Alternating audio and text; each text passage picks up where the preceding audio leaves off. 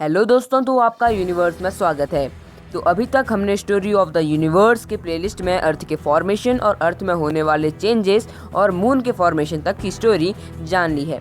तो आज की वीडियो में हम क्या जानेंगे? आज की वीडियो में हम उसी से आगे लाइफ के बारे में जानेंगे कि लाइफ की शुरुआत आखिर हुई कैसे थी। तो चलिए शुरू करते हैं। तो अलेक्जेंडर ओपान और जेबीएस हेल्डेन के अकॉर्डिंग लाइफ ओसीन में इवॉल्व हुई थी। जब एटमॉस्फेयर रिड्यूस हो रहा था नए नए फेनोमेनन के साथ, जैसे रेन, रिवर्स, उस समय वहाँ hydrogen, water, methane, ammonium, carbon dioxide present थी, लेकिन वहाँ ऑक्सीजन का कोई भी फ्री मॉलिक्यूल प्रेजेंट नहीं था। इन मॉलिक्यूल से ऑर्गेनिक कंपाउंड्स का फॉर्मेशन हुआ जो नॉन बायोलॉजिकली हुआ था। ये लाइटनिंग और अल्ट्रावायलेट रेस की वजह से हुआ था। अल्ट्रावायलेट रेस की वजह से क्यों? क्या उस समय ओजोन लेयर प्रेजेंट नहीं थी?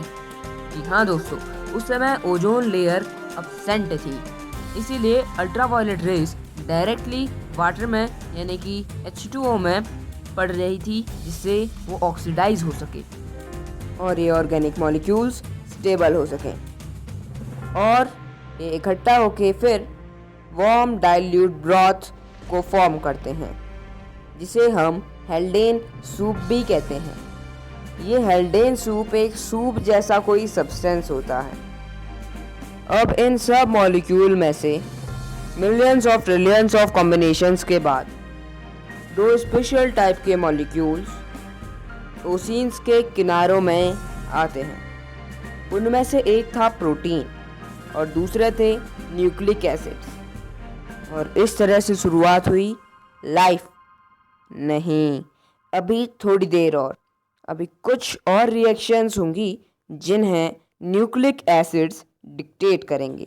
आप कह सकते हैं जिन्हें न्यूक्लिक एसिड्स तय करेंगे। तो अब न्यूक्लिक एसिड्स, प्रोटीन, सब कुछ व्रैप्ड था और एक मेम्ब्रेन से सराउंडेड था, ताकि ये डाइल्यूट ना हो जाए और डिस्ट्रॉय ना हो जाए।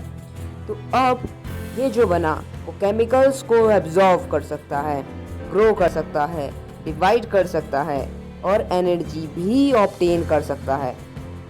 तो अब इस तरह से ये फोटोसिंथेसिस करने लग गए, जिससे ऑक्सीजन प्रोड्यूस होने लगी और अब ऑक्सीजन के फ्री मॉलिक्यूल्स हमारे एनवायरनमेंट में आने लगे।